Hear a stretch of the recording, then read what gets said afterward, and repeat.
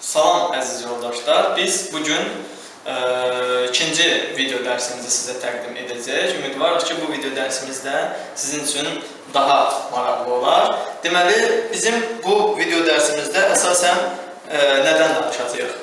Keçən dəfə biz sizə ana platadan danışmışdıq və eyni zamanda mikroprosesor haqqında qısa informasiya vermişdik. İndi isə biz mikroprosesor haqqında daha dərin informasiya verməyi hədəfləyirik.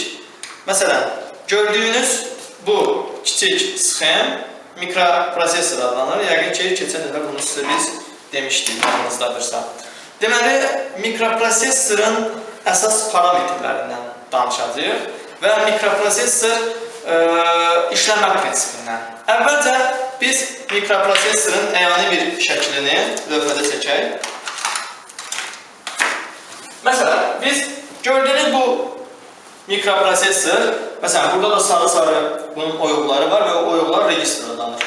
Məsələn, baxın, belə mikroprosesor və oyuqlar.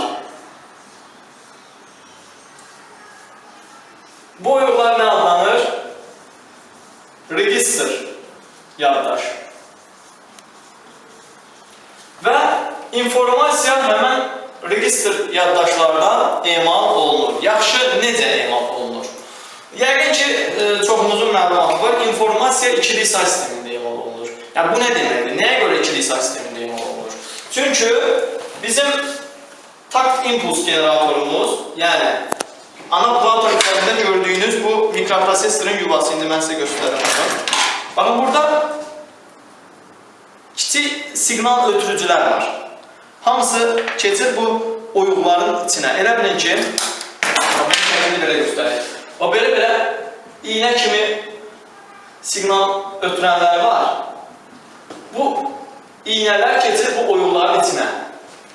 Və nə baş verir? Əgər dediyimiz kimi biz informasiyanı ikilik say sistemində təyin edirik bu şəkildə 1, 0, 0, 1, 0, 1, 1. Məsələn, bu şəkildə informasiyanı prosesor necə emal edir? Əvvəlcə bu biri nə baş verir burada? Bura siqnal verir. Yəni, bunun bir olması üçün siqnal verir. Sıfırda isə həmən bu takt impuls generatoru ikinci oyuğa siqnal verir. Yəni, sıfır siqnal yoxdur, bir isə siqnal var. Onun üçün prosesor informasiyanı ikili say sistemində emal edir. İndi isə biz prosesorun əsas parametrlərindən danışaq. Prosesorun əsas parametrləri hansılardır? İndi mən onu yazmaq istəyirəm.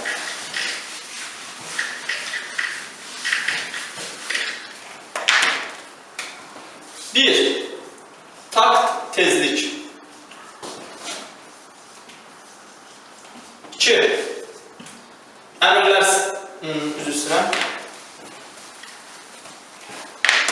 mərtəbəlilik.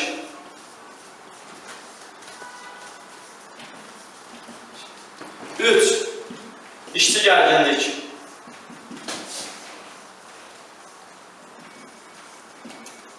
4, əmrlər sistemi.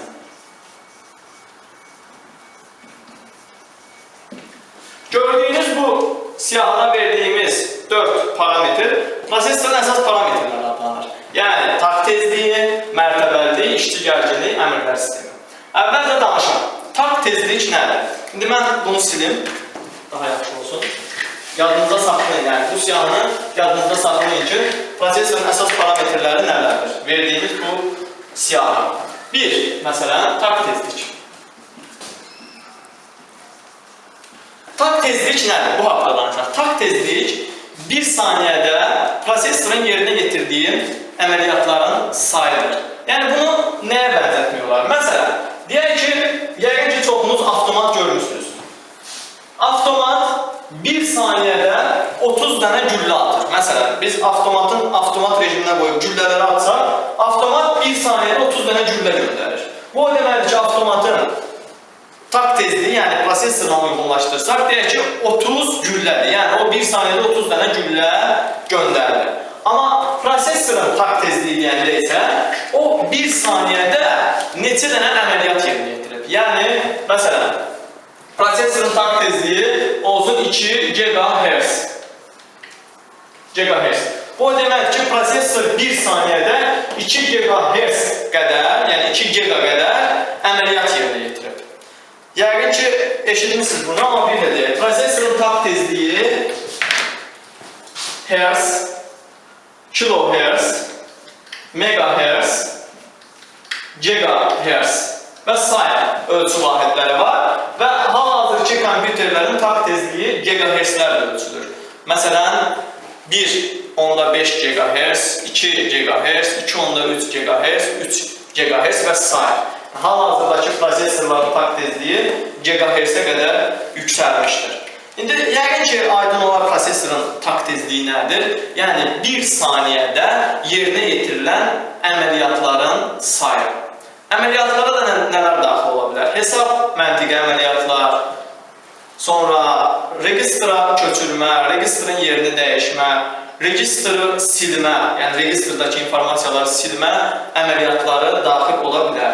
Sözsüz ki, bu dediklərim prosesorun daha dərin bilikləridir, onlar sizə lazım deyil. Əsas bunu bilməlisiniz ki, prosesorun takt tezliyi hertz, megahertz, kilohertz, yəni bu şəkildə ölçülür və prosesorun takt tezliyi nədir? Takt tezliyi anlayışı nədir? İndi isə danışaq prosesorun mərtəbəsindən. 2 vermişdik. Mərtəbəlilik. Prosesorun mərtəbəliliyi nədir? Əvvəlcə mərtəbəlilikdən danışmamışdan öncə biz takt tezliyi anlayışındakı taktın nə olduğunu deyək. Yəni, biz bayaq dedik takt tezlik. Yaxşı, takt nədir? Takt termininin mənası nədir?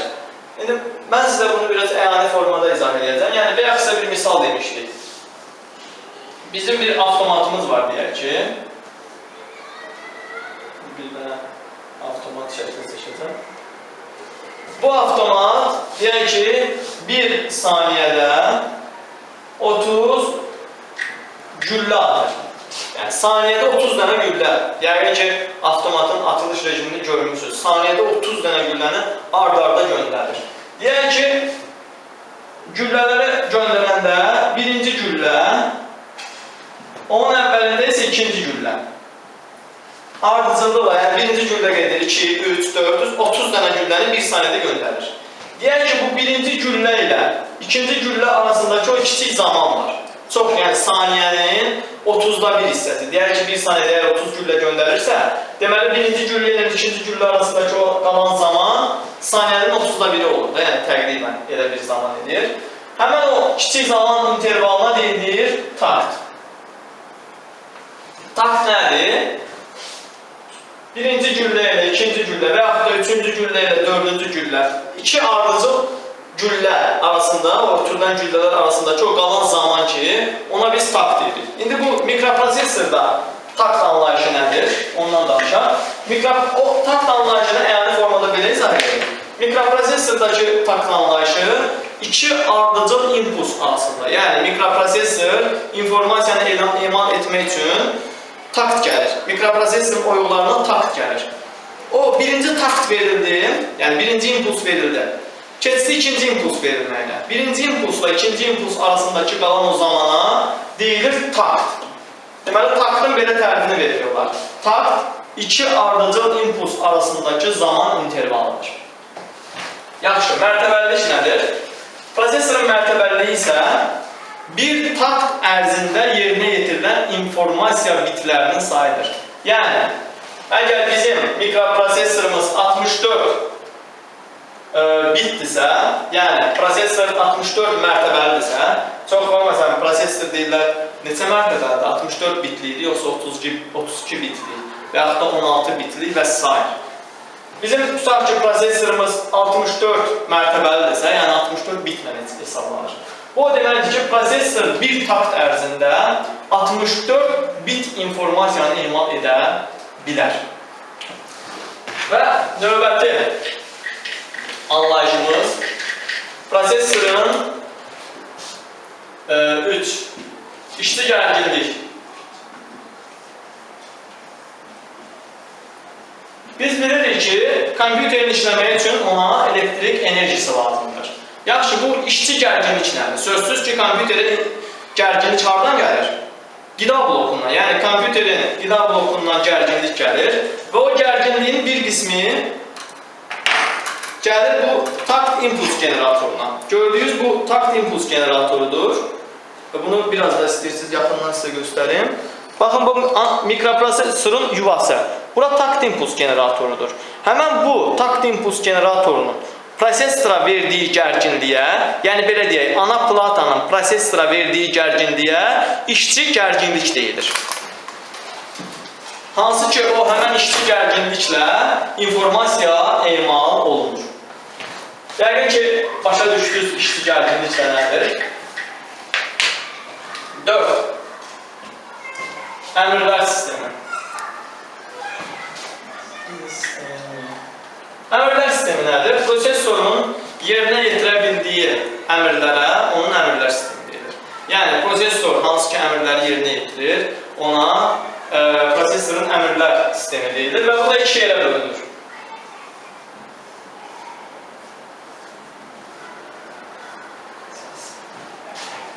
RESC və TSC.